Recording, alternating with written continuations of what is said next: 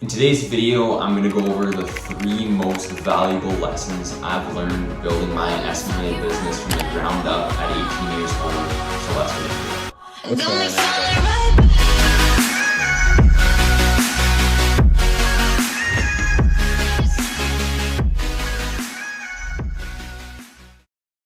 What's going on, guys? Welcome back to my channel. If you're a returning subscriber, I appreciate you being here. If you're new, you already know what to do. Make sure you subscribe, like, and turn on your post notifications. We're trying to get to 1,000 subscribers. That's the goal by the end of the year. So I'd really appreciate it if you subscribe. And without further ado, let's get into the video. As you heard in the intro, I'm going to be going over the 3 most valuable lessons I've learned building my SMMA at 18 years old, and what I wish I would have known and could have told myself to do, because obviously, you know, you hear a lot of stuff on the internet and you just don't incorporate it and actually do it. But if I could have told myself to actually seriously implement these when I was first starting out, I think it would have made things a lot easier to scale and everything would have been a lot easier. So let's get into it. So coming in at lesson number 1 is building a team and outsourcing earlier on at the start. So now at the start, obviously you'll need to put in the work and do a lot of the stuff yourself, because, you know, especially if you're running on a tight budget, you do need to make money at the start. You can't hire a team before you have any clients or anything like that. And it is good to get used to the service fulfillment, get used to the onboarding process, the sales calls, and doing everything at the start, so you know you can still know how to operate and run your entire company. But at the start, yeah, essentially do everything yourself so you can actually make some money, and then you can afford to, you know, get a couple people on your team to help you out and make things easier. What you want to know is that you always want to be doing things that make you money. So you don't want to be doing these other tasks that you're not essentially good at and can be outsourced. So you know, you don't want to be doing the service fulfillment, content creation for your own stuff, taking all the sales calls, you know, building all the systems, doing the financials, making sure the invoices are getting sent out, doing the client management, creating YouTube scripts, editing the videos.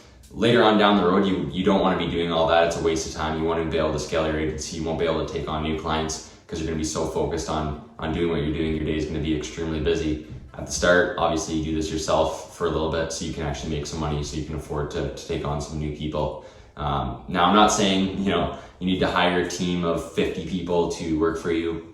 A simple, you know, a couple people just to fulfill the tasks that aren't making you money and that you don't need to be doing. My role in our company right now is strictly just taking sales calls and closing deals. That's what I'm good at, and I enjoy honestly taking the sales calls. I enjoy managing the clients and stuff like that and working with them, seeing that they're happy with the service and stuff like that. And I'm also good in sales and in the meetings, so I enjoy doing that stuff. Everything else, you know, we got people doing outreach on Instagram and Facebook. We have someone fulfilling the service and all of that fun stuff. Now, going through the hiring process and actually figuring out how to find people to, you know, fill these tasks for you in your company is, you know, a whole nother video. But to briefly touch on it, you want to build good company culture and you want to have good morals behind your company. So, you know, look for people who are actually in the space or interested in actually genuinely helping you out in your company. You know, they see that you're going to go somewhere and stuff like that. But, you know, there's a whole process behind it. But overall, just building a good company culture, making sure they know your goals and your morals and stuff like that. And that's how you can go about trying to find people to essentially do these tasks for you that aren't making you money and aren't necessary for you to do. So now a lot of people at the start are worried about taking on, you know, team members and stuff like that because they just want all the profit and they want all the revenue. They don't want their profit margin to drop to 60% or whatever the case may be. Essentially, you get a little greedy at the start and you want all the money yourself, so you don't have to pay other people to do it because you think that you'll just work 16-hour days and do it yourself. But what I've learned now, that at the start I should have outsourced more people or got other people to do these tasks, because it would allow me to focus on building new systems, focusing on new projects, just overall taking more sales calls, bringing in some new revenue. And this would essentially, by hiring these people, would actually allow me to make more money than I would have ever been possible to make just working by myself. So, you know, that's what you have to understand, is that taking on new team members and people that are going to help you out is actually going to make you more money down the road. So coming in at tip number 2, and one of the lessons that I wish I could have taught myself and told myself to incorporate at the start, is focus on client retention and not bringing in new revenue. So basically what this means is you want to focus on the clients that you currently have, giving them the best possible results that they can get, So instead of just sticking with you for whatever your contract length is, like 30 to 60 days, and then, they take off and go look for someone else, you wanna keep them for a year, 2 years, or, half a year, however long it may be, to actually keep that client. This is gonna actually help you make more money. So I was so focused on just bringing in and getting that revenue number as high as I possibly could that at the start, the service for the clients that I currently have was horrible. And essentially I wasn't fulfilling the service that I was telling them I was going to. I was doing everything to the bare minimum, so that's what you have to focus on. And tip number 2 is definitely, keep that client retention high. Now, I'm not saying not to focus on new revenue whatsoever. Obviously, you have to be bringing in new clients to make more money, but, have 70% of your focus on making sure that the service fulfillment for the clients that you currently have is at peak level, and you could still do 20%, taking other sales calls and trying to get new agents onboarding.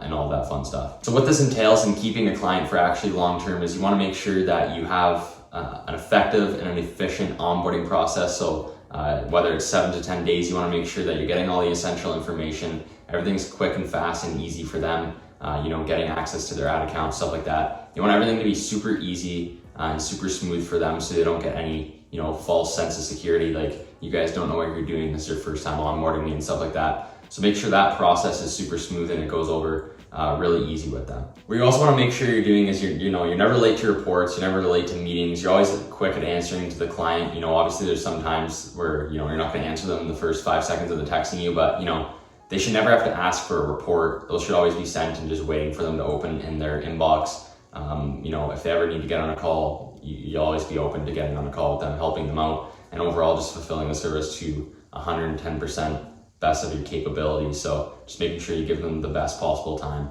so they will sign with you for a half a year or a full year. And also this is just gonna make you happier as a business owner when your clients are happy and you're actually bringing them good results. This will make you more money because you'll have them as a referral. They'll be super open to talking to potential new leads and stuff like that, telling them you guys are great, your company's great, all your team members are awesome, and this will make it easier for you to take on new clients. You're going to be able to use them to build case studies, ad examples, and all that fun stuff. It's also just going to make you happier as a person, going out for dinner with clients after you've had them for a year, you build that relationship with them. I know it's all supposed to be about a business relationship, but we do have relationships with our clients in a sense as, we're friends with them. We go up to dinners with them and stuff like that.